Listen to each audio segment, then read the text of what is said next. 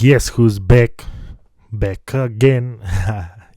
Welcome back, guys, to another video. This time we will be testing out Intel Arc control panel recording software. As you can see, it's already running in the background, and actually I got some questions as before if it's any difference running this graphic card at PCIe 4 or PCIe Gen 3. So in this video we will be testing the new Intel Arc control panel recording software, like I said, and if there's any performance difference between PCIe 4 or 3. So let's just proceed here. Let's try the Returnal. It got fixed. The frame time graph is smooth, so I've decided to actually use this game to benchmark and see if there's any FPS difference. So yeah, let's go quickly here, launch the game. We are already inside. See this fast loading, it's really good, working smooth without XeSS. But let me quickly show you here the settings. Go to graphics. We will not be using any screen optimizations, and here are my optimized settings to mostly get 60 FPS in all the areas. And yeah, let's go here and run the benchmark, because this is the only way that we can confirm both of the tests. I will leave up in the left corner, it will be PCIe 4, and in the right corner you will see PCIE 3, just like now. And as you can see, at first glance, if we look at the FPS, there's a bit of a difference. At least at the start I saw about 1 to 2 FPS difference, which is not that much, just like here. So it's safe to say actually that you can expect a drop of 1 to 2 FPS by using PCIe 3 instead of 4, which is not that bad, considering if you're willing to upgrade to a newer motherboard, let's say, it's really not worth your money, because PCIe Gen 3 is currently still the most optimized thing, and there's not that much of a difference. Oh, do know that I'm using here this smart access memory on both setups. I just went to BIOS and switched there the Gen 3 instead of Gen 4, and yeah, that's how I recorded this. As you can see, we are almost getting 60 FPS, but in this area there were about 4 FPS difference, which it's actually really something. You can see that's a bit of an improvement with PCIe 4, but not that much. If you ask me, I would still personally use PCIe 3 instead of upgrading to 4 just for this few FPS boosts. But it's up to you to decide what does 2, 3, 4 FPS mean to you in this case. Oh, by the way, I had to transcode the video from AV1 to this normal codec that I use at Premiere, which OBS records. Next video I will try AV1 with OBS and see how that goes. So yeah, here we can see it's PCIe 4. We get about average 26 FPS. And let me quickly switch here to PCIe 3. And see how much average FPS we got, and as you can see it's 58. So yeah, we lost about 4 FPS average, which was what we expected once the benchmark has started before. So yeah, this is it. You can expect a few FPS performance drops in probably most of the games. If you want, I can do other video. But let's quickly do some benchmark runs. Here we can see a score. We will be using superposition benchmark here, and see what we get at 4K optimized. If there's much score different in benchmark, what do you say, guys? Will there be lots of difference in score at the end, or no? As you can see, in this case, we are actually getting 1 FPS more or 2 at PCIe 3 for some reason. But I think overall score will be better on PCIe 4. I will upload, you can check the link down in the description, because I saved both of the results, and you can see the comparison, how it is. So yeah.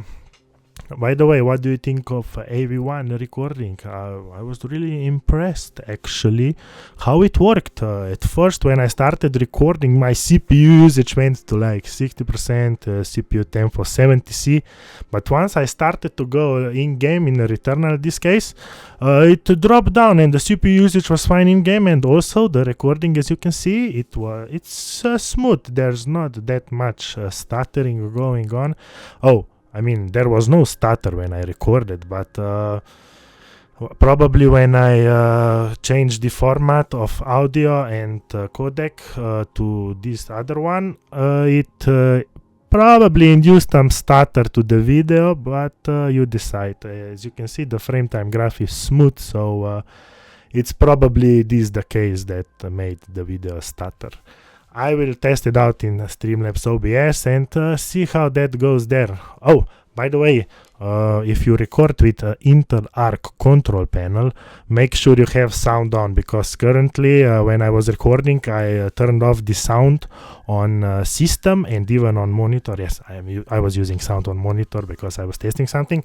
And yeah, it did not record any sound from the benchmark and the game. I'm not sure why, because everything was set correctly there in the control panel. So that might be the case, or was the issue, so to say, which is why the sound was not recorded properly with this Intel Arc control panel.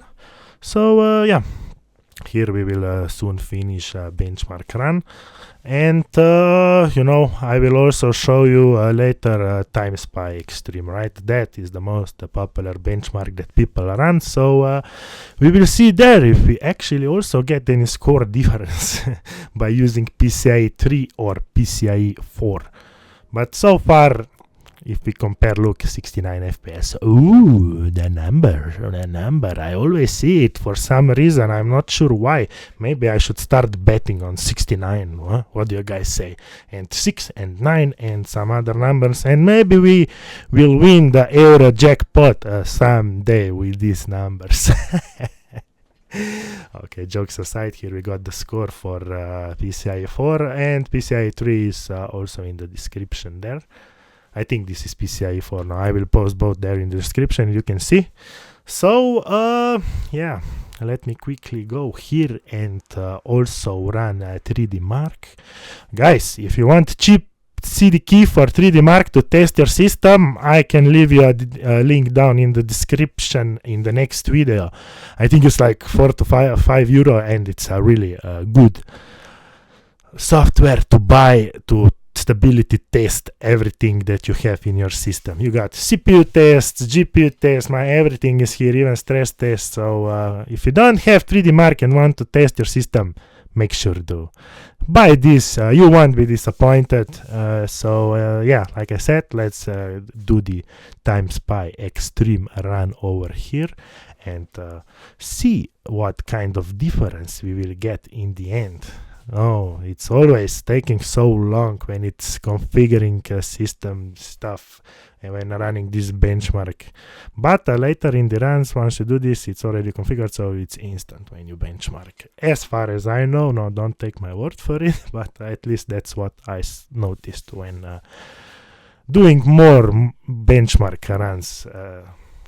And yeah, I forgot to turn on the RTSS for PCIe4. Here you go, it's now on, and as you can see, we are here also getting in TimeSpy Extreme similar performance to what you can expect on PCIe4 or PCIe3. So if you decide to get Intel Arc, you don't have to worry about the PCIe4 because it works just fine on PCIe3.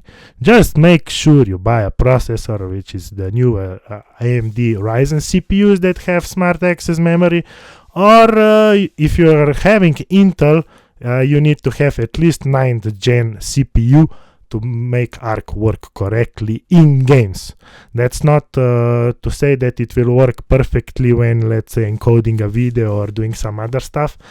I still need to test that actually. I have some Intel CPUs here, the 12th, 13th gen i9 series, so I will actually if I got the time to test everything when, let's say, doing montage videos on Premiere, and see how long it takes to encode the video in all the CPUs.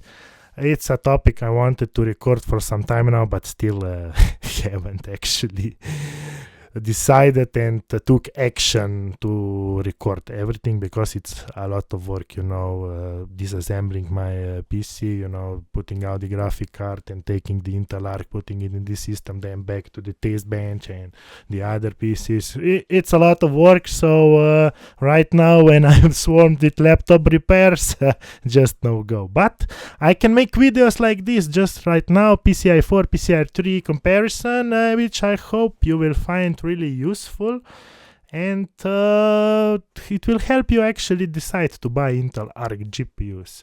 Lots of people have lately commented on my videos that I made them actually purchase the Intel Arc A770, which I'm really glad to hear that my videos helped you decide or replace your GPU with Intel Arc, and that everybody is actually enjoying the performance they are getting currently with these drivers.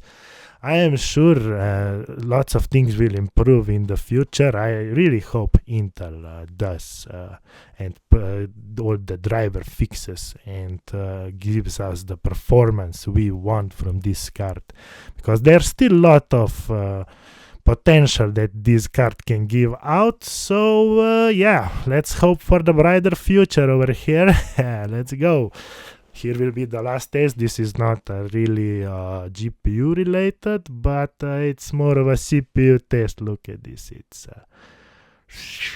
burning my CPU. Oh my god, what's going on? Oh, yeah, I'm not sure what happened with my PCIe4 MSI Afterburner statistics on the left corner. I see right now when I'm doing the voiceover something broke, but yeah, the FPS was the same as you can see at PCIe3 here, because this is a CPU test. So yeah guys, thanks for watching. Make sure to like this video and subscribe, ring the notification bells if you want to see more of my videos, and new one coming soon. Before I leave to Netherlands, I will surely make a few more videos for you to enjoy once I leave.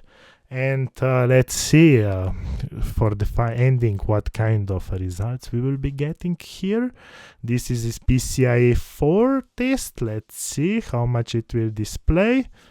What's the score? Come on, load it. 6425. Okay, so let's see what PCIe3 gives. 6414. So yeah, not much of a difference. You decide, guys. See you in the next one.